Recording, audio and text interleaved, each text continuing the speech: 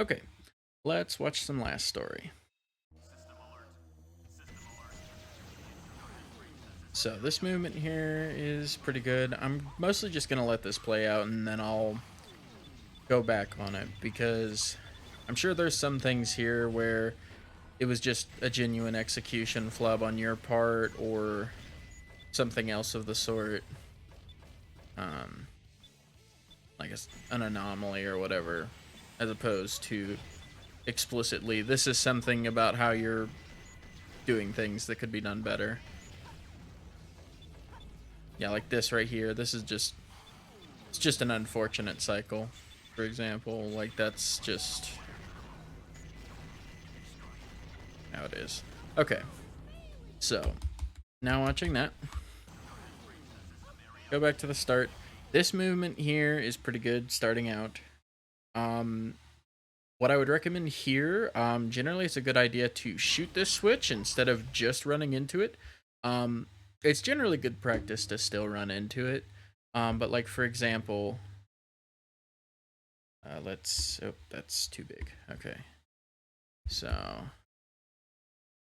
You gotta make sure you have like 70 HP like you'll see I shoot this here, on. and what this means is that I think my movement was actually a little rougher than yours in this starting part. Your starting movement's really clean in this particular run. Um, but since I shot it, I stopped time earlier, and so your spike ball is all the way down here, and mine is further to the left, which means that I can just run and jump over this, The fortnight of the first night of winter, which saves a bit of time because I get to unlock that door faster, whereas you are having to hover for it. So that's just a little thing. Another little thing here, don't know if this was intentional or not.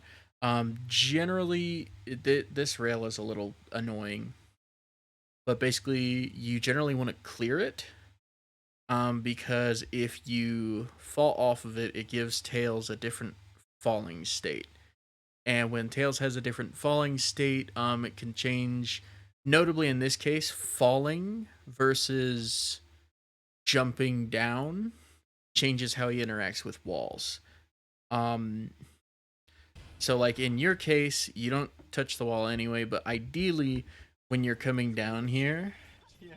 you want to rub against the wall like this, and you can see it makes Tails go down way faster. And that gives you more time save just in general. It's not really risky because at least in the case of this wall, you can just hover out of it completely fine and you're not going to have any issues. um it saves a decent amount of time. And in general, even if you do get the skid, you are still going to want to hug this wall pretty close. um this is a new game versus new game plus thing. I know you're mostly grinding this out for all stories, um in which case this safer approach can be a little more reliable. Um, but since you do have the laser blaster specifically, ideally what you want to do with the laser blaster is that you just shoot the middle one and it breaks all of them. But from a new game perspective, since I know you are doing this for all stories, this is fair. This is like basically the only This is the only like really notable bit of time loss that last story new game takes, to my knowledge. Um, Otherwise, they are the exact same category. It is literally just this one door that's like a big difference, and I guess the first door of Tails Cannon's Core can be a little more finicky too. Um, this spacing is actually really good. It's something I'm gonna go over in a bit. But what I don't like here, I again understand this is for safety's sake. Um, but you lock on to grab onto this time stop again. And what this means in practice is that you get over here. You do know not to grab the one up there, which is good. Um, but you get down here. This approach is pretty good. You get clipped a little bit, but that's just That's gonna happen. You were playing it aggressively and you get clipped. It happens. You lose bits of time. But what happens here is you get here and you're just chilling for like half a second where you're just not able to do anything. Honestly, a little bit more even, just because you played it safe. When in this case, even though you clipped the door, like that's when you took care of the enemy, and it was over a second later when the time resumed. So like yes, you do need to make sure you get that artificial chaos before time resumes, because otherwise, yeah, it loses a couple seconds. Um but consistently losing 1 second like this, I would say is not preferable to usually saving this second at the cost of maybe losing 2 seconds sometime. Um so for example, the spacing I was mentioning is like this here, where you release this shot when you're like at this line. And if you move well through here, there's no need to even bother with anything else. It's like it's the sponge. You can even see like I slow down a little bit here so I don't get clipped. Which is like slightly faster than getting clipped, and that's just because I knew I was coming in a bit too hot. Where they're trying to... And let's see, 2685. I still make it with about 0.4 to spare. And ideally, why you want to cut this as close as possible is because if you space it out right, it means you get to shoot this enemy to your left while also shooting this enemy to your right, and then make a more smooth transition here. Whereas it's clear you know here that the right enemy actually drops first, and the left enemy drops second. So you actually do shoot the left you shoot the right enemy first. But that does leave you with this sort of awkward thing where you kind of have to come to a complete stop. And that adds up because you lost the second of waiting for the enemies to drop, and then you lost even more time because you had to stop. And stopping as a mech, I know you know, is very slow. So that's the big thing there. This happens. You got on a bad cycle. That's how it be. Yeah, exactly. Like, yeah, obviously you're just gonna want a good cycle, but every now and then you will run into a set of weights that like you have to jump on the top weight to get through, and you just have to hold that. It's pretty rare though. So that's why I was saying like this is just kind of scuffed by PB standards. It's just like, yeah, you got unlucky with the weight cycles, and I think you end up running into this enemy here at the end. This approach is good. If you hadn't gotten stuck on the weight, you wouldn't have taken this hit and lost more time. One thing I can recommend actually is you can actually hit this switch on the approach if you ever get stuck on that weight, and it'll make it so that you never have to worry about getting owned by that enemy. I would definitely recommend it. I might do it in this, even though... No, okay. I need to mute this. Shut up, me. But yeah, like when you're on a good weight cycle, I'm sure you have no trouble making that. I'm sure this was just like a rare goof kind of thing where it's just like, oh, it happens. So mistakes aside, I would say you're probably getting like 44s and 45s normally, when you could be getting 42s and 41s normally.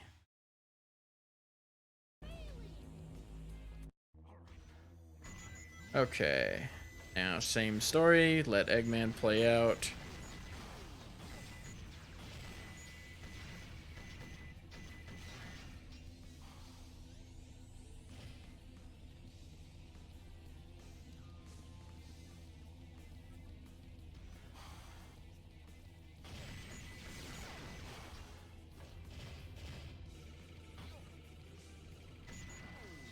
Okay.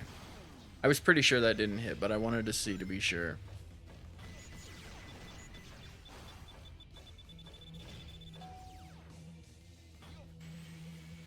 Okay. Good clip out.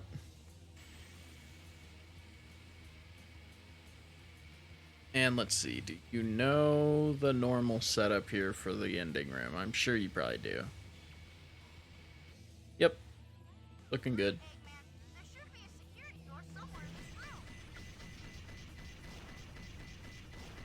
Yeah, your angle was just a tad steep, but looking good. Okay, go back. So,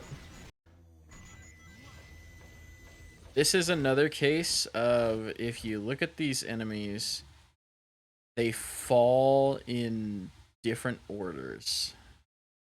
And so what this means, actually, how I like to fight these enemies is, here, let's fast forward. Let's say this door is the front. So you've got the left and right enemies in front of you from here, and then the left and right enemies behind you. So I tend to go forward right, back left, forward left. Just because it tends to work with the flow pretty well. Where this is kind of trying to aim for the guys that fall quicker doesn't actually seem to save time here. Where with the back right guy, he actually falls later. And so with your initial jump, you can lock onto him and shoot him immediately before he's even had a chance to land. So I find that that works pretty well for preserving momentum. You don't lose a like substantial amount of time here, but this does like this definitely is a bit slow because you miss that back right enemy, and it does you have to go back for it. Whereas I think this PB is a good example of it. I think this PB has a really good Eggman section. Yeah, so you see here, I shoot this guy first, then sweep to the back guy, all with one hover. I can shoot all of these guys, and then I can immediately start going towards the crack in the door. And I've already got full running momentum on my way through. Okay, so this is the big thing here. I would say this is by far the biggest bit of time loss. It didn't make a difference in the end because I believe you still made the cycle. No, actually, you did miss the cycle for this. So this is really important. You can make the cycle if you miss this shot, but it's a lot harder. So this right here, you release this shot very quickly. What you're essentially doing here is, this is harder on new game, but it is still possible on new game. Essentially, even though you're shooting these guys out of bounds, you're not doing like any sort of cheese to hit them through their shield or anything. You still have to wait for them to put up their shield or put down their shield. They put down their shield after they've been locked on too long enough. And so you want to hold your lock on them for a little longer so that they will drop their shield and so that your shot will actually kill them. This is easier with the laser blaster because if you can even get one of them to drop their shield, it'll hit the one and it'll blow them both up. And so that's why you don't end up blowing these guys up in the end here. Whereas if you look at this, I'm still holding it. Like I go deep out and I don't release until I've already turned back around. And you can usually tell by the score if you get them or not. If you're like really needing to make sure that you get this lock on, like if you get to where it's like super optimized and you don't get this, it's a dead run. This is a good way to know. Because like you can see here, your score, you only get 10. I don't know what causes the 10. I think it is just from like, I don't know. I'm not gonna say anything because I don't know. Whereas if you do successfully blow them up, you will get 210. So if you don't get the 210, you didn't get them.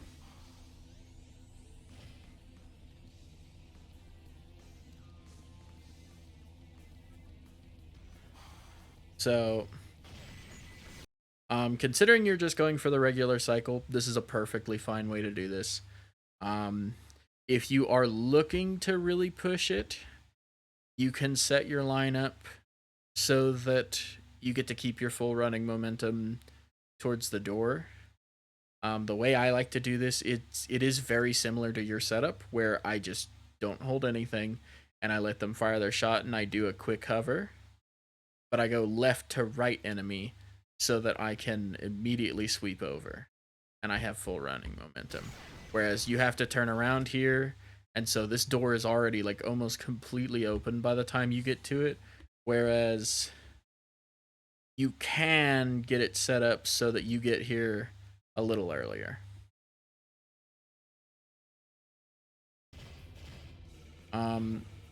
It's clear you do know about, like, you jump off of the pulley like you're supposed to get the faster falling speed with the fall.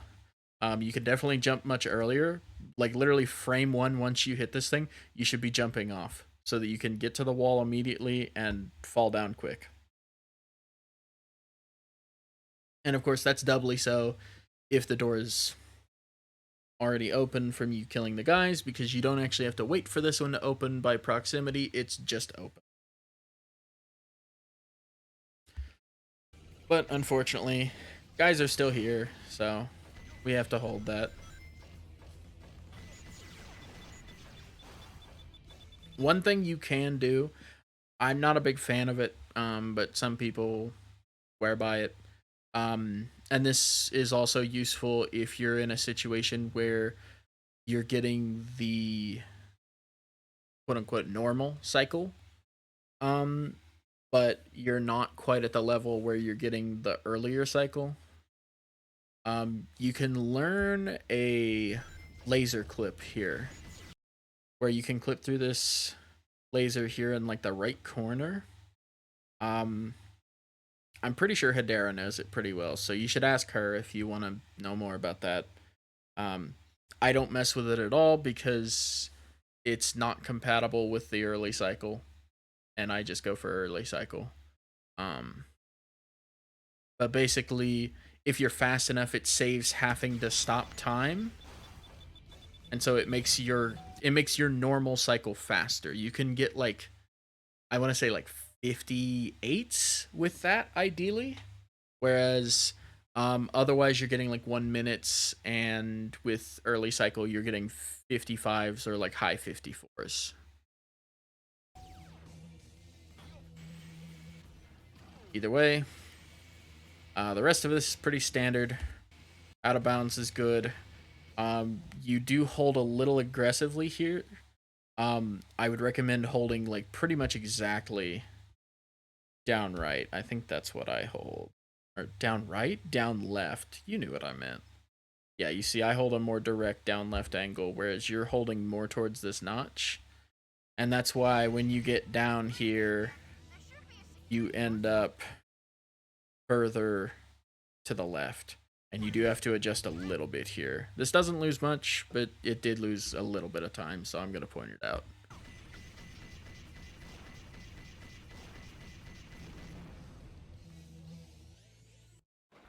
Okay.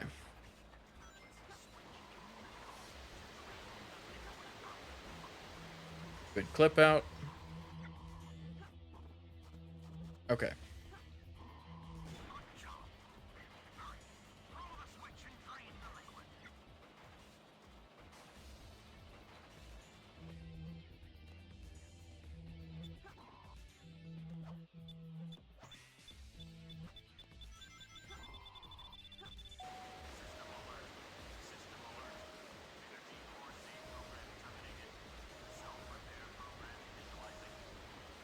All right. So this is a 42. Okay. Oh, nice gold. So this is kind of like the Eggman section. This is a game of cycles, and I guess more notably, this is probably the most inconsistent split in Cannon's Core. I hate this split, but there are definitely a few things. So from here, I believe I want to say this is third. No, this is fourth cycle, technically. Most people would say it's third cycle, and then the fastest cycle is like zero cycle. Because nobody hits zero cycle. But oh no. So the big bits of advice I have here, you are able to start gliding in this. I would not recommend waiting until you land.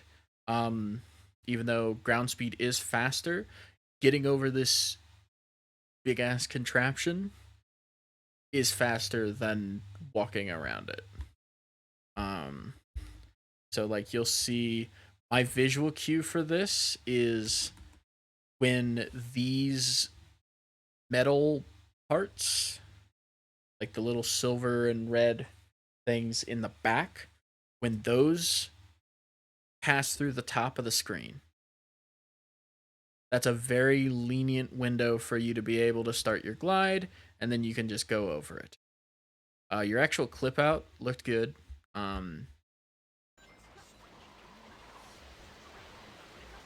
One thing I would recommend is that it tends to seem to make it work a little better if you drill into it.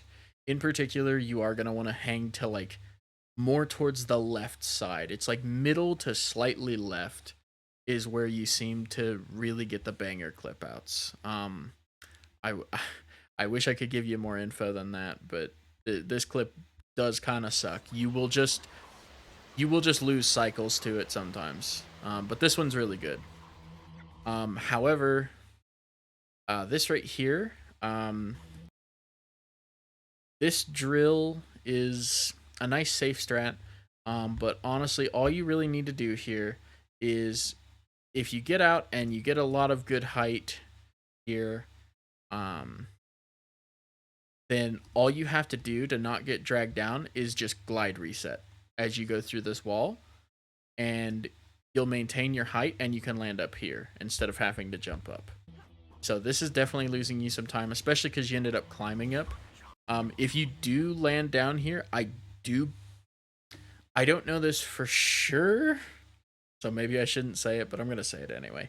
I think you can make this jump from the ground, in which case it's faster than climbing up. Climbing is slow.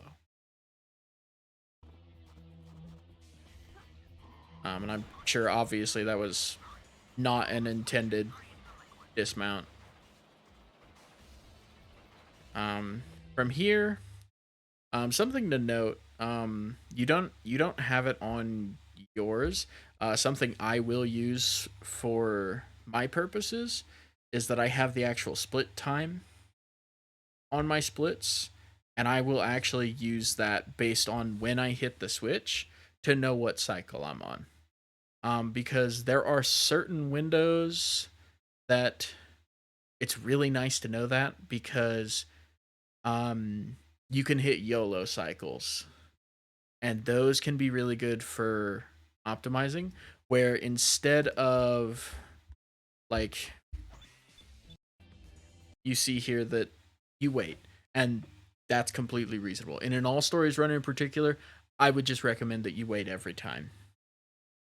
But if you're looking to really optimize the category, knowing YOLO cycles is a pretty good idea, because it will make you get cycles on runs that you really should not get those cycles. And in particular, I feel like it's pretty much the only way that you're going to get the zero cycle that I mentioned. Where it's like it's in 2-second intervals. The boxes take 2 seconds. So it's like, if you hit the switch at low 8, you can YOLO cycle into the 0 cycle. If it's low 10, you can YOLO cycle into first cycle. That's the main cycle people tend to get. It usually gives like 36s, 37s. And that's ideally what you're aiming for. Or it might be 37, 38, and then 0 cycle is like 36. But either way. So it's low 8, low 10, low 12, low 14. If you don't have split times on and you don't want to use them, that's not a big deal. Just wait. If you're doing this for all stories, that's what you should do all the time anyway. But I feel like mentioning it.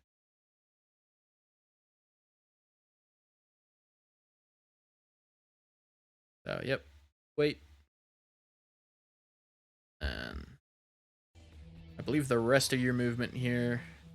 The only other thing I can say is you could do a drill down here. Just in general, I think this is just like first day kind of things where like you haven't been playing last story a lot, so your movement isn't as confident through here. But as you play this more, you'll get more used to just gliding as much as you can, drilling down to the start of this, and really optimizing the individual stuff. But yep, rest of that section looks good.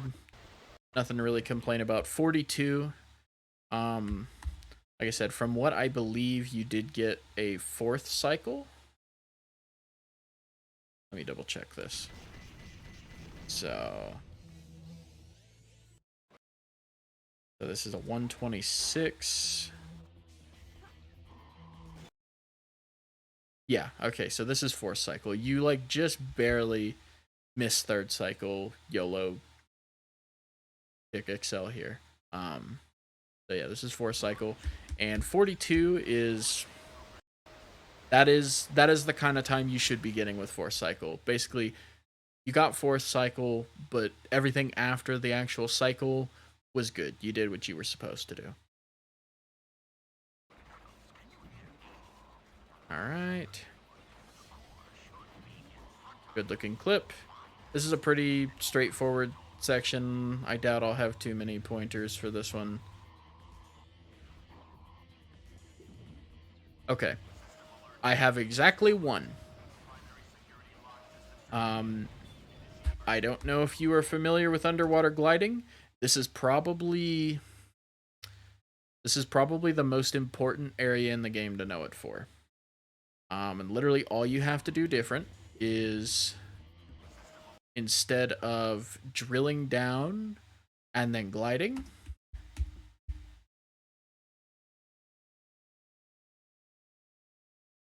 drill down and you keep holding B while you glide.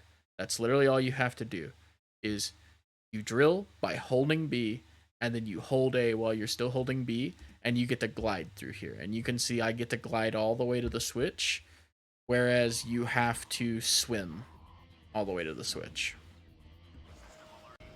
And that alone is going to be the difference of like 2 seconds almost. Like I think this is like a low, yeah, this was a low 23 and this was a high 24. Just from that one thing. Everything else you did, great. Don't worry about it. All right. Sonic section. That's crazy. You know, honestly, kudos to you for that. I don't have the guts to go for that.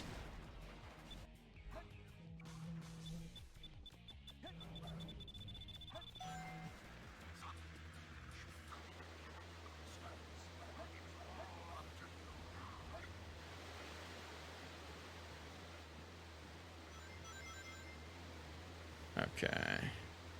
I don't imagine anything interesting happens on the slide, but I'll keep watching just in case.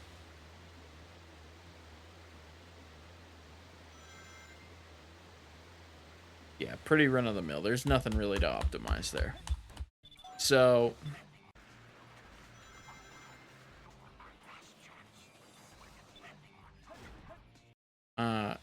okay, I get why. Yeah, this is that setup. Okay, I understand more now. So this setup and the setup I do break about even.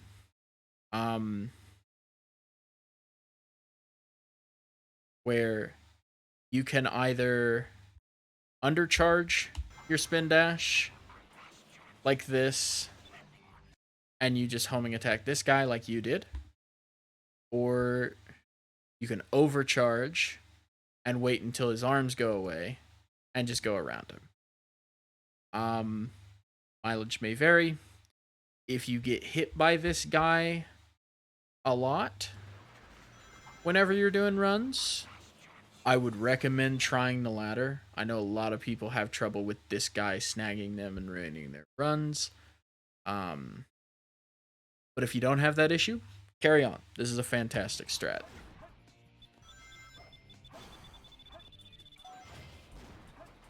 The one thing I do prefer about this one, and I'm sure you noticed it here, is your time unstops. And so you have to worry about getting over this laser fence. Whereas with this strat, since you send it all the way, I'm going to unmute for this. You can hear there's no, like, you don't hear any time stop because I've activated infinite time stop. And infinite time stop is actually kind of a blessing here because you can run all the way down this corridor. You can still get infinite time stop with this method, I believe. It's just kind of a pain. Again, if you want to keep using this strat, fantastic. If it works for you, great. Just mentioning alternatives as well.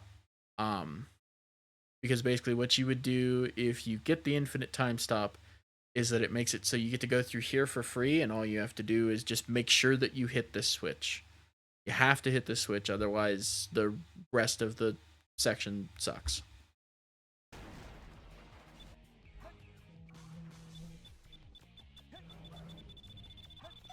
Ideally, you would storage through that.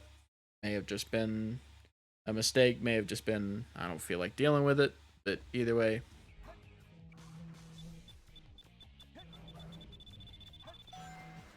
Yeah, this light dash is a perfectly fine way to do this. I think that's what I do as well. Yeah.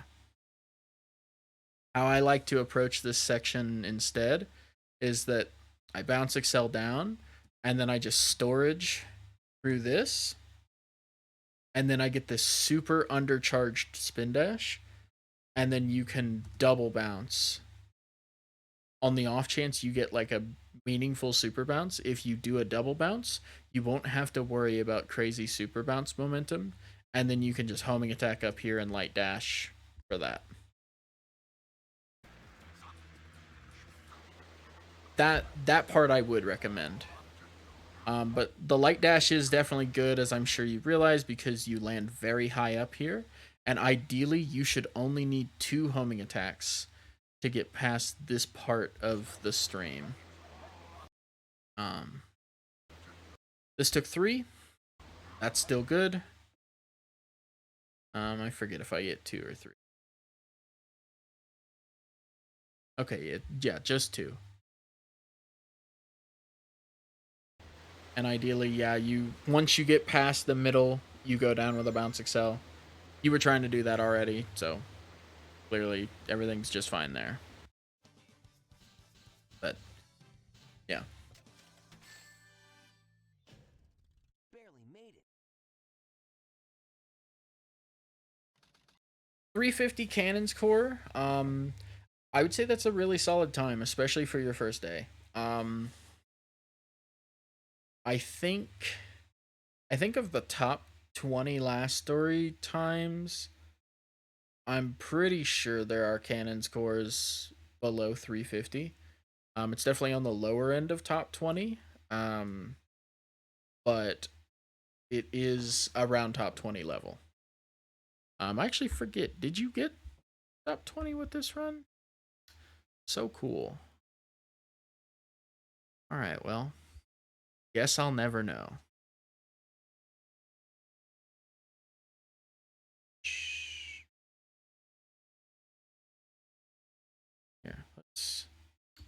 Wow, yeah, okay. They don't want me to watch that. Alright, whatever.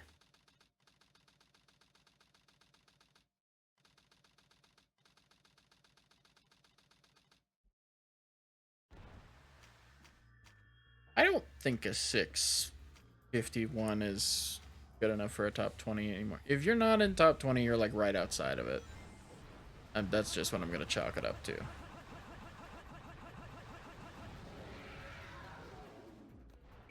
So, the big reason why this one did not work out too well for you, if you look, that was just a tad late on the first homing attack. Timing was mostly good though. It was mostly just that you got slightly bounced back here. You could also stand to have just a slightly more aggressive angle towards like the notch in this tail. And if you do that, that should ideally give you a much more favorable angle as opposed to having to meander up it like this. Honestly, fantastic save though. The fact that that turned into an actually functional hit, awesome. Fantastic second hit. That is what a good Biolizard hit should look like. Oh, I think my internet's exploding. Pardon the technical difficulties.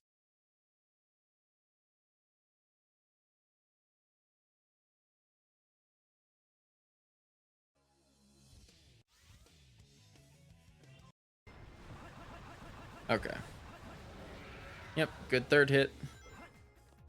From what I was seeing in VC yesterday, you definitely have a good grasp on this boss fight in general. The first hit can honestly just tend to be the hardest. I do want to say about this. There are some Biolizard positionings that I know can look kind of scary. Like you look at this and you're like, ooh, that tail is like way too close to the edge. I can't go over there. But I would recommend messing with it a little more. You would honestly be surprised at how much you can get away with keeping your same setup. I think this run may have one like that. Actually, this run has the horrible Biolizard, if I recall, where I get trolled on like hit 2.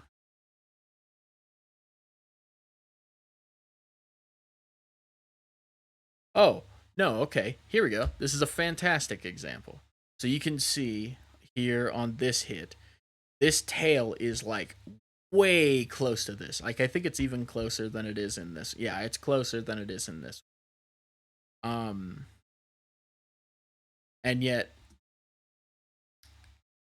as long as you are moving fast and you begin your jump quickly enough, it's pretty lenient. You don't have to worry about it too much. Like you're pacing your hits properly enough that you should never have to worry about getting swiped by the tail when you're playing aggressive like this.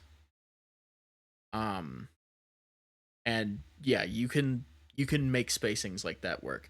Unless the tail is literally like on the brown line next to the river, you can make it work. And in that case, you would just hug the other side, which is what you do here. But since it is so far away here, like you can see, you definitely have a more awkward time with it where you actually have to like wait for him to get a little closer. So that's why I would recommend like see how far you can push those. That way you don't lose more time to that. But just in general, really good Biolizard. I think this is a 109. 110. Okay. I think a lot of that was just on the first hit alone. I think with a better first hit, this was like a 107, maybe even a 106. With that like fifth hit thing, those were like pretty much the only things. And I mean, I think you realize too that those like that wasn't what you were trying to do. It was crap, the tail is close to the edge, let me adapt on the fly, or crap, I didn't get my angle right. Let me fix this. So this time will keep getting marched down the more you play BioLizard. But the fact that you got a 110 on your first day in a run, fantastic. Like, that's awesome.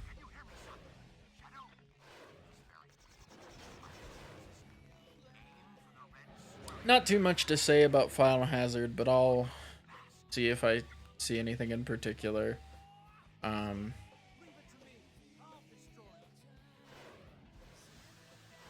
Okay.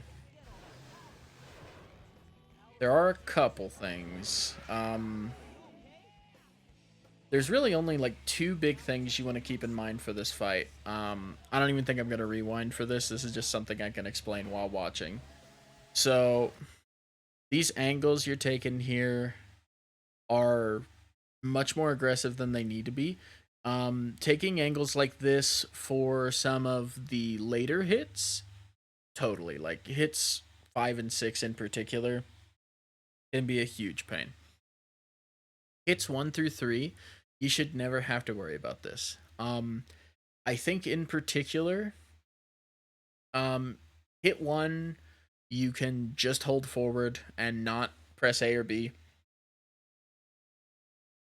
And then hits 2 and 3, I believe if you do a B tap down while holding forward, you should not have to worry about getting sniped by the laser. It's been a while.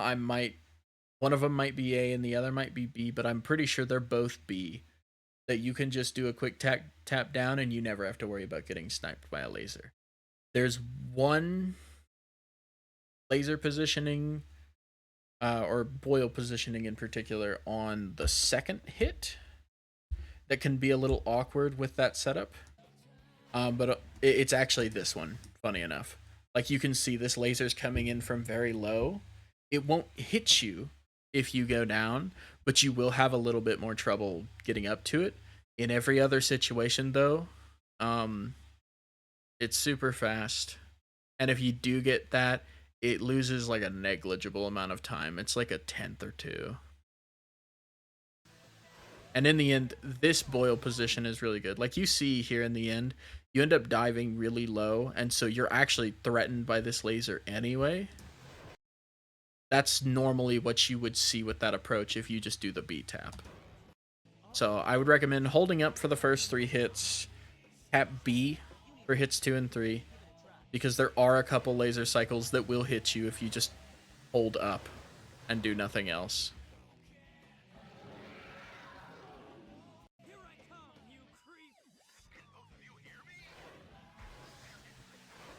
This boil RNG has been okay. This boil's pretty bad though.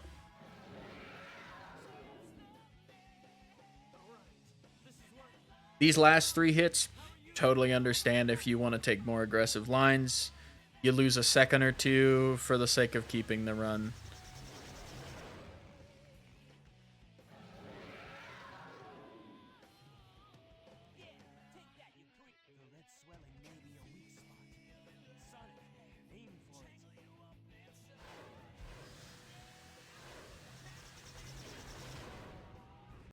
Okay, this is a high 150. Okay. With those boils, I feel like there's about 2 seconds that could ideally be saved on this. One of them is just taking less hostile lines. And then the other one is, I'm sure I show it off in my run to some degree. The big thing here is knowing the range between you and the boil, because how it works is when you're holding the tackle buttons, the A and B, that's what lets you actually damage him. If you ever see clips of people like charging at it super fast and then bouncing back, they let go of A or B too quickly. That's always what happens. People freak out about it. They're like, this game's buggy, this game sucks. No, you just let go of the button. Don't let go of the button until the damage has been done. But for when you initiate it, the lock-on radius is actually pretty generous. Like, you'll see at about like here. Yeah, you can see like I'm popping it like way back here, and that gives you the lock-on. And in particular, what's good or what's best for optimizing this fight is that you want to do a precisely timed press as soon as you're in lock-on range so that you can get the hits quicker. Because the more time you're in that lock-on animation, the faster you're going through this fight. Other than Boyle RNG and taking riskier lines, that is literally the only optimization you can make. Oh wow, yeah, this PB's old. This is before I knew about the tap B thing. So like this is an example of a laser that like you can see.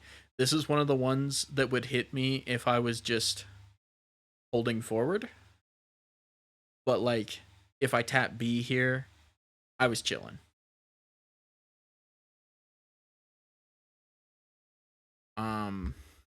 But yeah, I think that's about it. I'm sure this is more detail than you ever wanted to have on a 7-minute speedrun. But if you have any other questions about anything I've gone over, let me know. I enjoyed doing this. I am really happy to see you running this category, and I hope that you will push it further because it is a super cool category. Only if you want to, of course. I'm not trying to push you. But, yeah. Have a nice day.